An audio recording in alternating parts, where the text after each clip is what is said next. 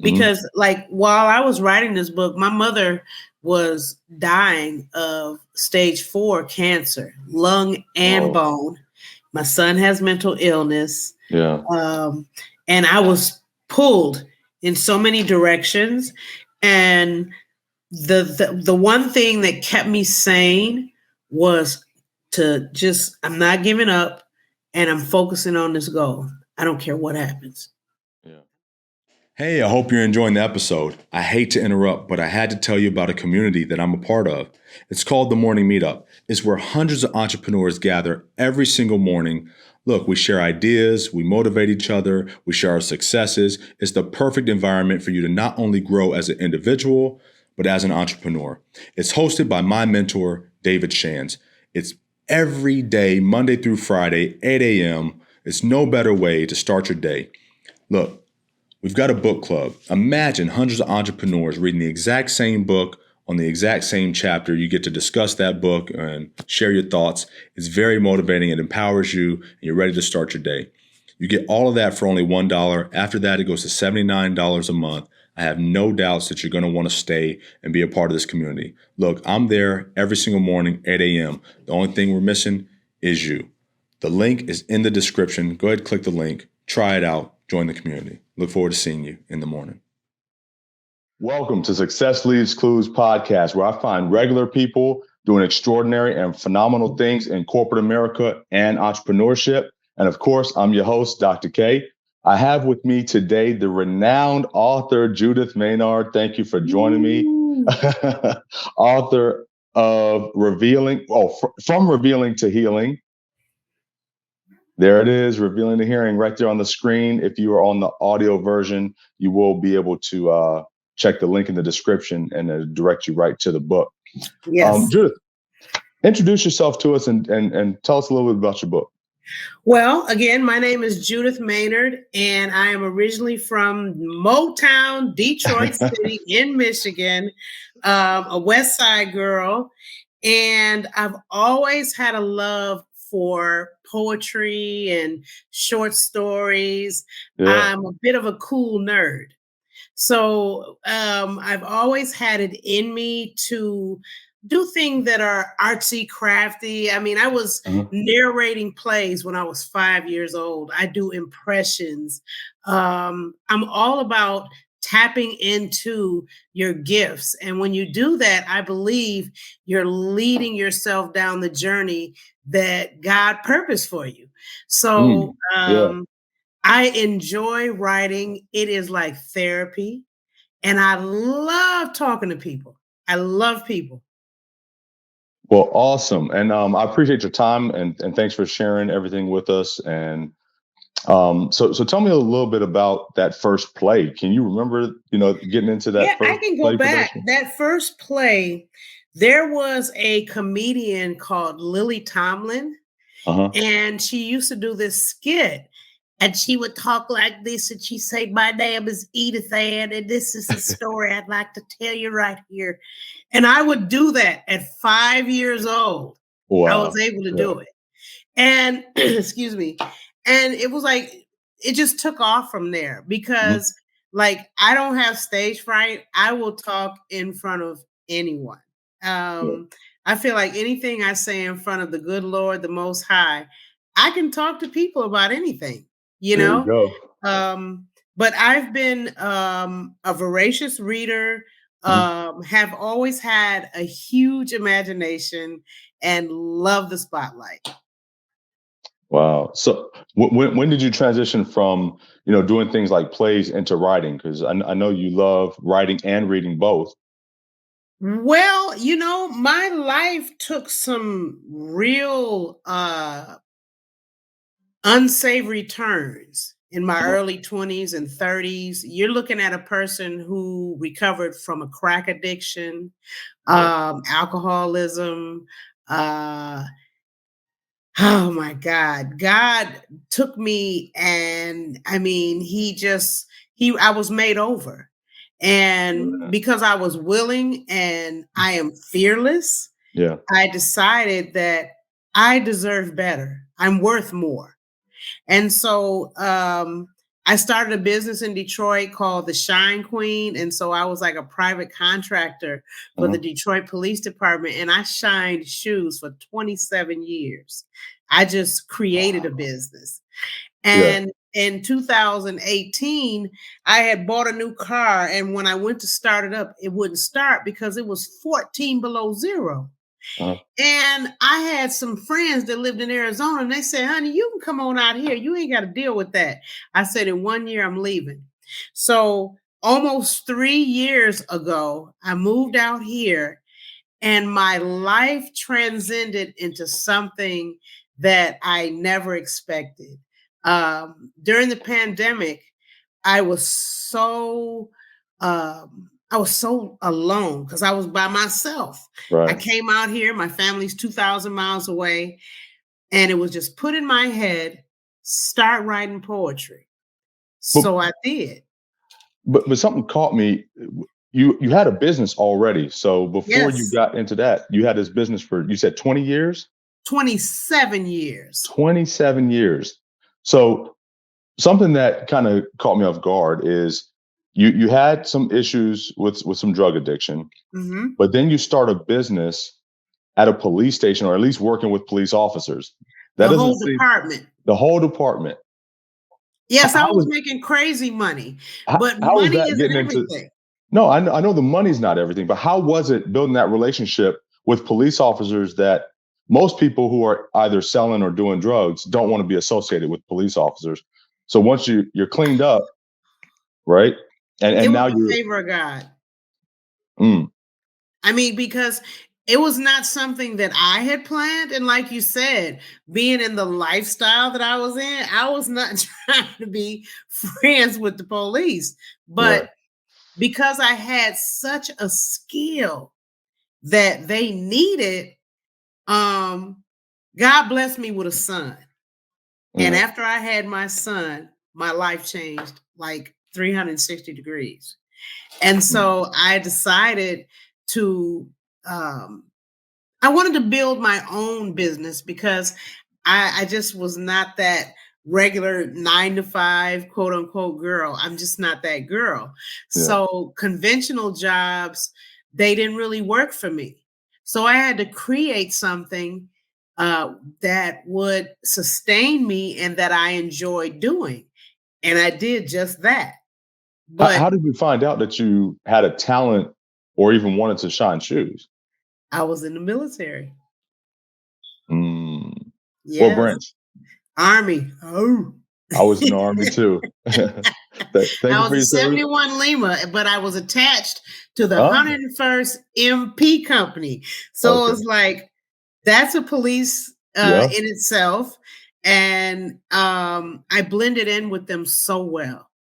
It was like, it was just so uncanny and ironic how we just gelled, and I got along with them and they loved me. And when I ETS'd, when I got out the service, I was like, what am I going to do? And I tried, odd jobs, how we do.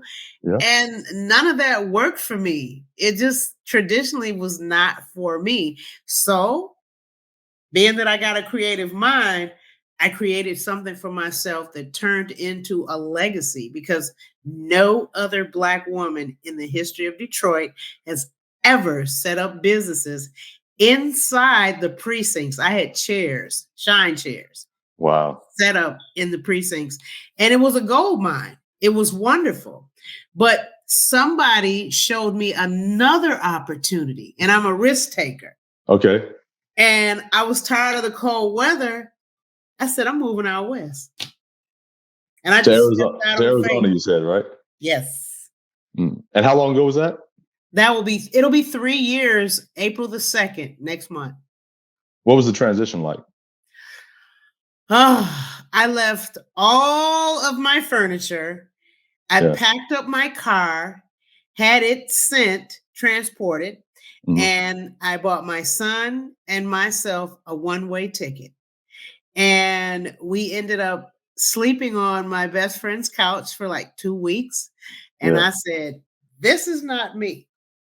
So we started looking for apartments And I found this wonderful condo, and it was available.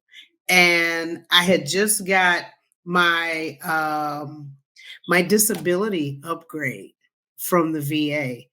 It was amazing how everything just, when you step out on faith and you're on your path, on your journey, oh my God, the doors are open. And so I just moved forward and things just started open up for me. You talk about faith, and I noticed in that transition, you bought a one-way ticket. What was it Yes. about this transition that you knew a one-way ticket was going to be the answer? Because I said, I'm not coming back to Detroit. I'm through with the snow. I was through with the cold weather and the dismal attitudes of the people. It was like a dark cloud, and there was so much crime and just disenfranchised people. And I said, this is not for me. God has purposed me to do something great. There's something great inside me. I could just feel it. And so that opportunity was made for me. And I just said, I'm doing it. And when I came out here, I had like $2,200 in my pocket. And I'm telling you, I took a leap of faith, and it turned out to be the best decision of my life. How's your son taking it? How does he like Arizona? My son unfortunately has mental illness. So he is happy to be wherever mom is. Okay. I'm his legal guardian, and I had to have him placed because sometimes the voices in his head would cause him to become violent.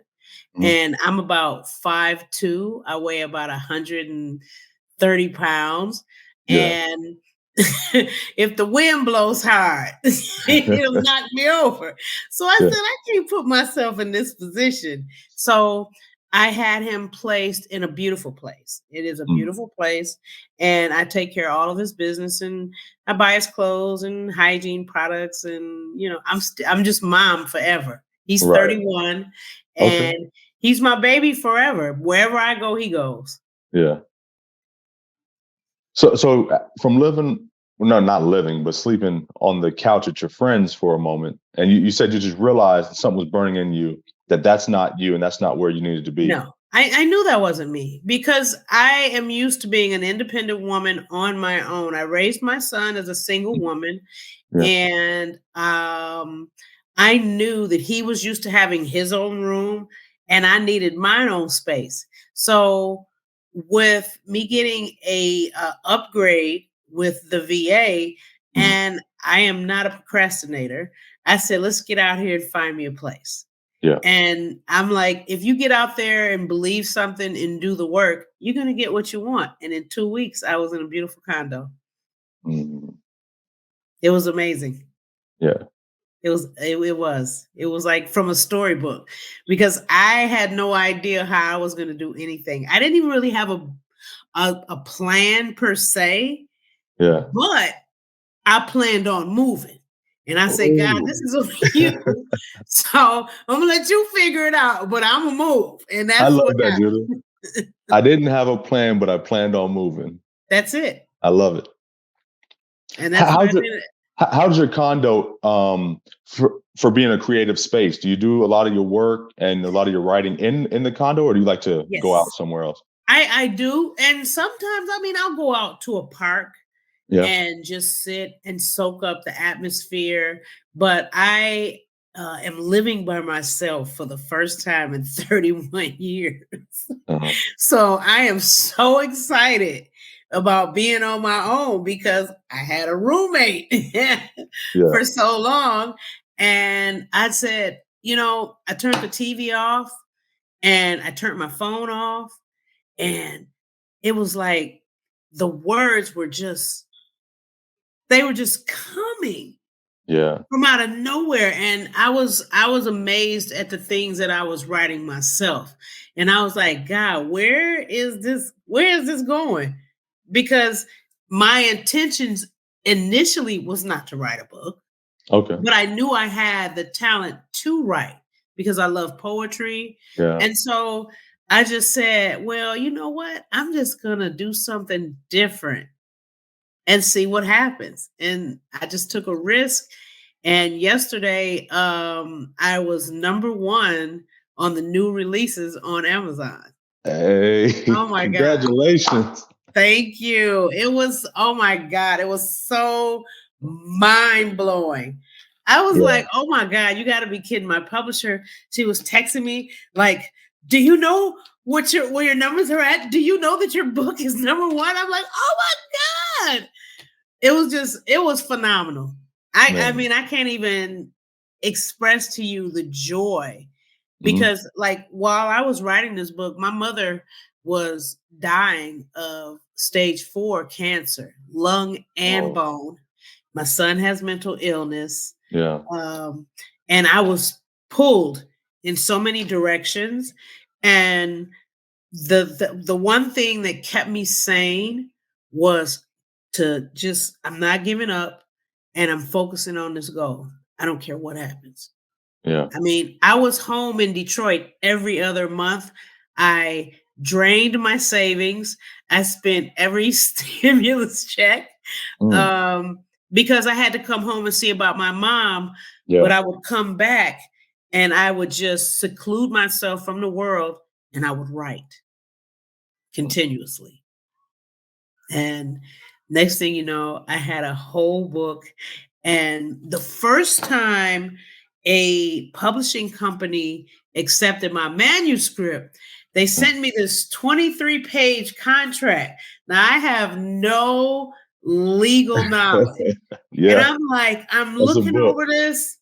And I Mhm. said, this looks like a recipe for disaster. Yeah. I'm not going to name the company, but if you're about to write a book and someone sends you a contract with that many pages, I suggest you look for legal assistance because if I would have rushed in just off the, that The temporary excitement. happy Yeah. euphoria, oh, Yeah. someone accepted my manuscript, I would have been screwed. I would have signed away my rights Yeah. and they would have got most of the proceeds that the book would have made from the purchases. So I How do you go learned. about finding a publishing company? Well, I actually got published through Dean Diaries, Okay. and she is a young woman, a sister of color. She's a single mom, Mhm. and she is one of the most remarkable people I have ever met in my life. And we both said that we were praying at the same time. I was like, Lord, lead me to a publisher that won't scam me and take all my coins. Yeah. And she was like, lead me to an author who is not, superficial and just trying to, sell a book. Yeah. I want to inspire. I want people to know that no matter what's going on around you, Yeah. stay focused.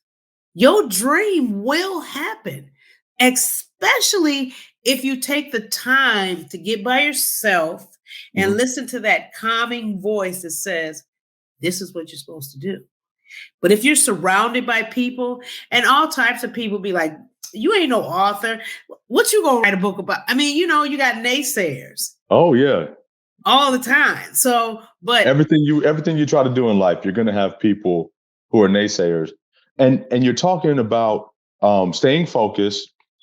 You're talking about getting rid of the distractions, and I noticed that during your time, even though you had some health issues, with your mother, and she's yes, going through some things, you still isolated yourself, and a lot of people struggle with being alone, and a lot of people struggle with getting rid of distractions.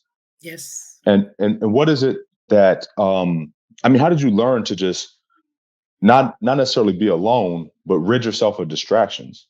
Well, you know what? I had to really focus and have a sincere relationship Hmm. with myself. I had to get with me, unresolved issues, things that had happened to me in the past. I was faced with dealing with me. Yeah. And in the course of doing that, I didn't die. So, because I'm still Yeah. here. And I ended up just getting rid of certain issues. Like certain things that used to bother me, they don't bother me anymore. I was Yeah. so afraid of being alone, but I was put in a position to be alone, to deal with my issues, and a creative spirit just took over. Yeah. And I began to write things that I was like, where did this come from?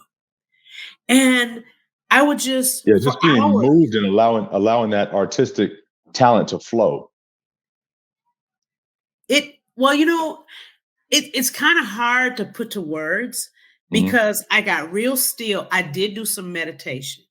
Mhm. And I tried to get like totally centered and just totally quiet and think, you know, what are my issues? What am I faced with? What are my fears? Because 8 months ago, I couldn't even navigate on the computer.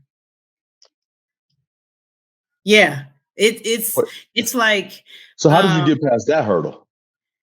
I had to face a fear or I was going to be left in the dark ages. Mhm.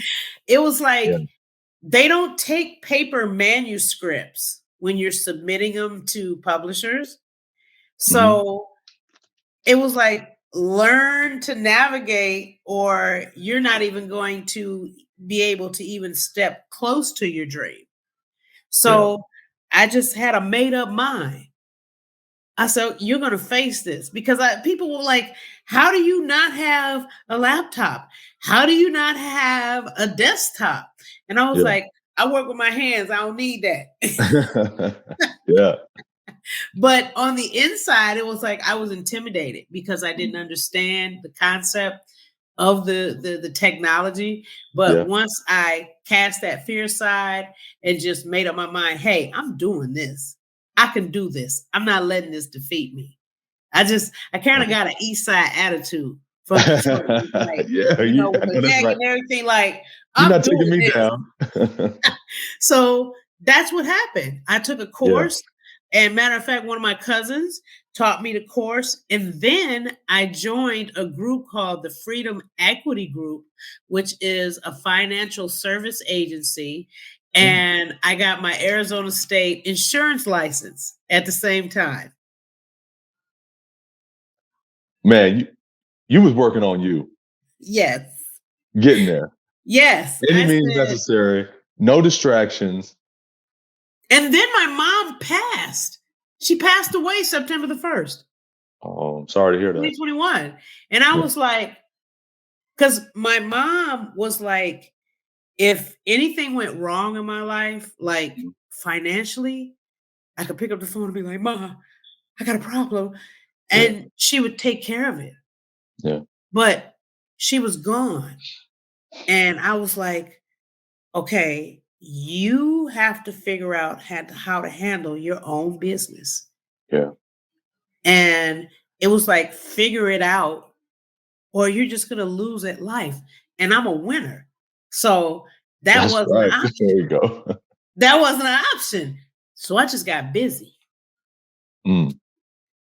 So the title of your book, Revealing to Healing, A poetic is journey from wounds to wisdom.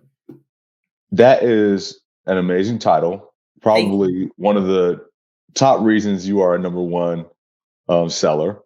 Thank you. Did the title come first, or did the manuscript, the book, come first? All the poems came first, Hmm. and I talked to other authors because I didn't even know how to put the poems in the proper format. I was so green. Yeah. But because there were some unselfish people that had a desire to see me succeed as well, And I was so open about not knowing. Some people are afraid to say, oh, I don't know. But if you're not honest with yourself, you can miss out. So I got real transparent. It was like, okay, I'm green. I don't know what I'm doing. Help. And so I had a title in mind, but it just wasn't as catchy. And then I started putting some things together from ideas that I heard, and then boom, the title came. And it was just like, oh my God, this is amazing. And I said, I am going on the bestsellers list. And I ended up on the bestseller list. Spoke it. Hey, now we got to focus on staying on the bestsellers list. Yes. We want to make sure everybody knows that they need to get a copy of the book. It's so inspirational, and it deals with trauma. Mm-hmm. One of my poems is called "There on the Other Side of Hard is Success." Mm-hmm. I have poems called "My Ancestors," "Confidence Through Believing," "Black Queen," "Brother, I See You," "Black American Blues." There are so many uplifting, but I didn't make it like rigid, and I didn't make it like I was playing the blame game. Like somebody, I'm not asking for reparations. You know what I'm saying? But I want to enlighten and educate people, because some people don't know our plight, because history hasn't been completely honest. And so I decided to write a book with poetry from my perspective, how I see it. And that's what I did.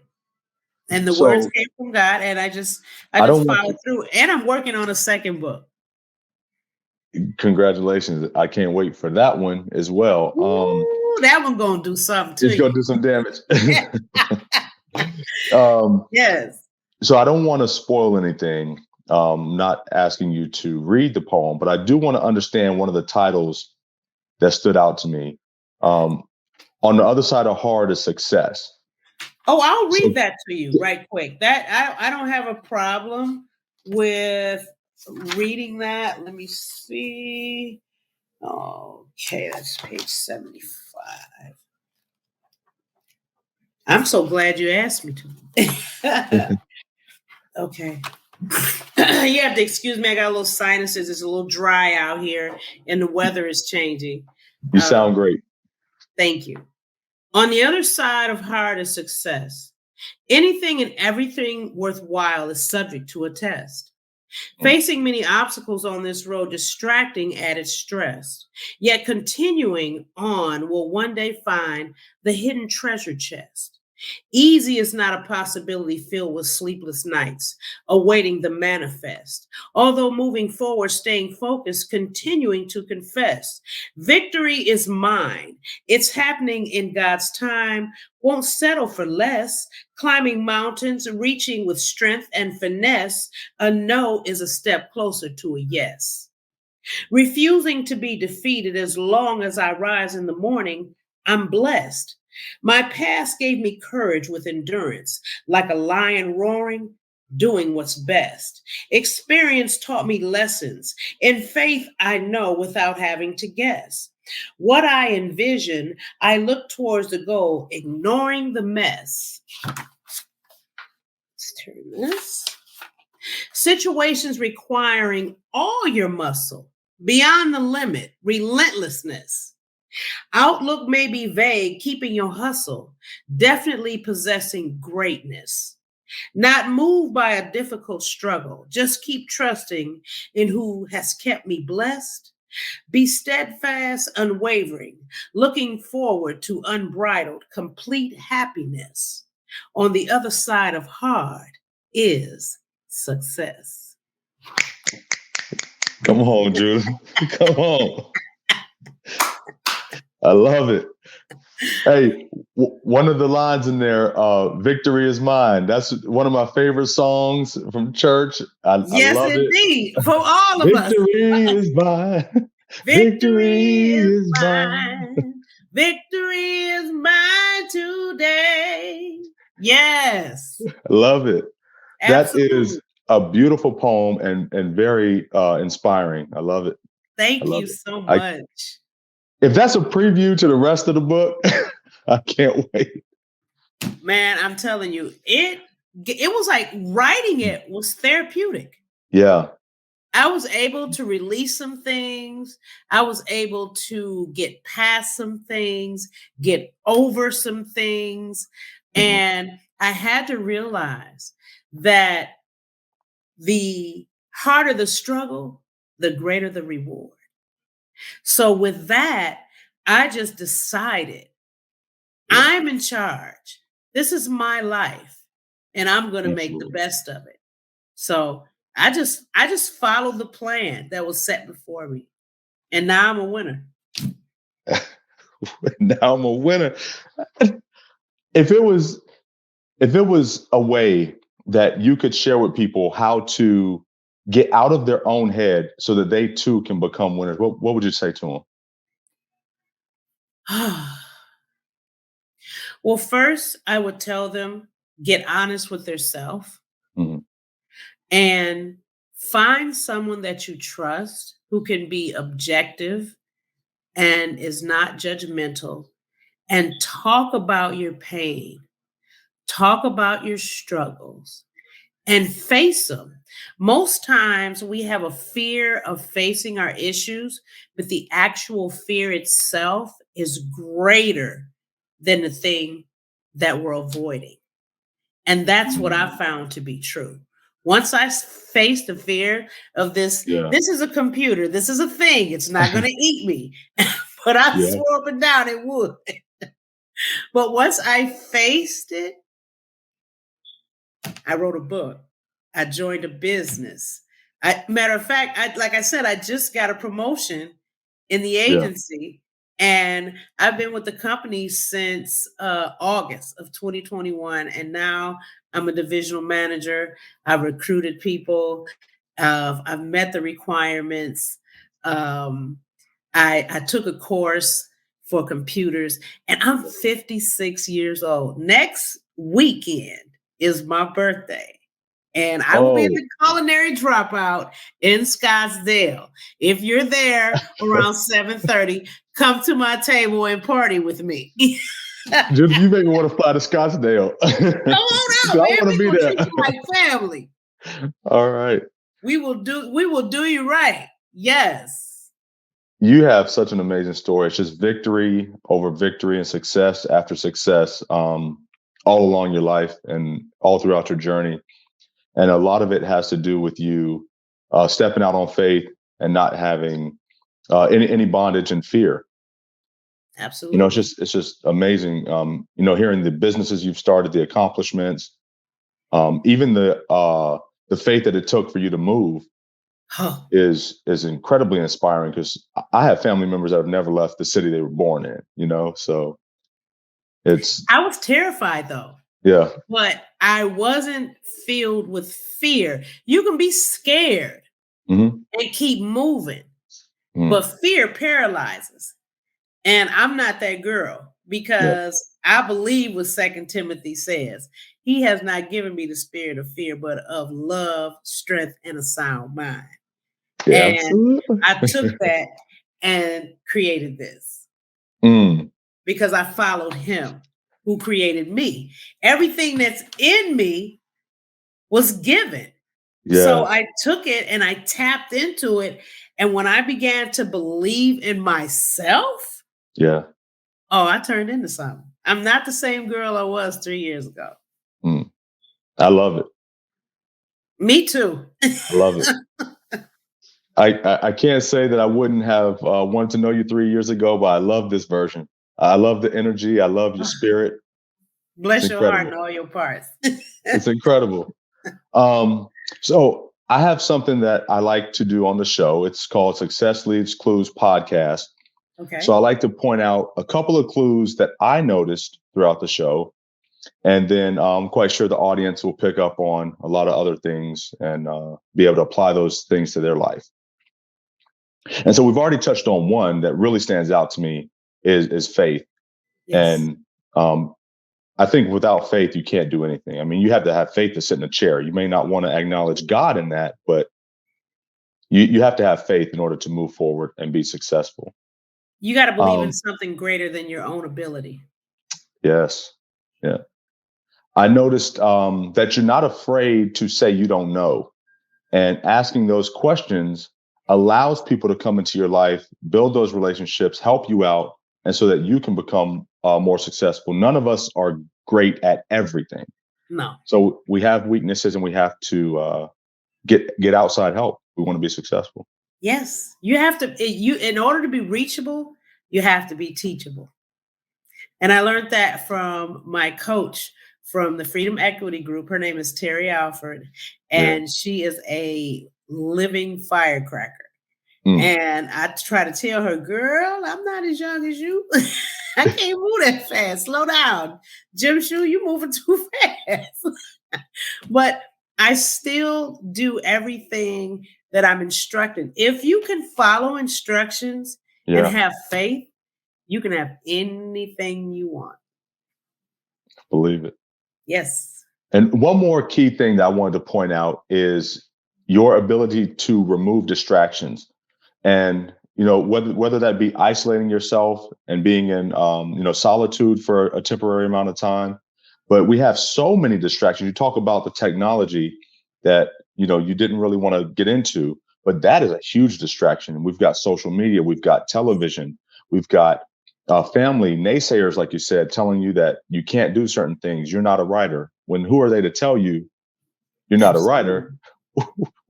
When you're an incredible author, you proved them all wrong, right? Yeah. So have mercy. Look, I'm trying to increase my haters, like Cat Williams said. If I get 24 more haters by spring, I'm doing good. I'm doing good. There you go. Hey, well, we're gonna make sure you get a few more, because if they watch this, they're gonna be hating on you. Well, good. I hope they learned something. Good. But we're gonna get some fans and some family along the way as well. Absolutely. Yeah. Absolutely. I changed my circle. Yeah. And that's what people have to do. You have to get people that are willing to celebrate you. And you have to get people that are willing to support you when you are not at your best. And the people that support and celebrate me, they saw me at my worst and my best. And in between time, they never left. That's great to have around. And I didn't mean to make that rhyme. It's what you do. I mean, it's what I do. It's what you do. But it was good. I appreciate that. It's my pleasure. Thank you for your time. Thank you for joining me, and thanks for sharing with the audience. So much great inspiration. Thank you. Thank you for having me. I had prayed and said, I want to be on a podcast. I want to inspire, encourage somebody, because if I can do it, anybody can do it. Yes.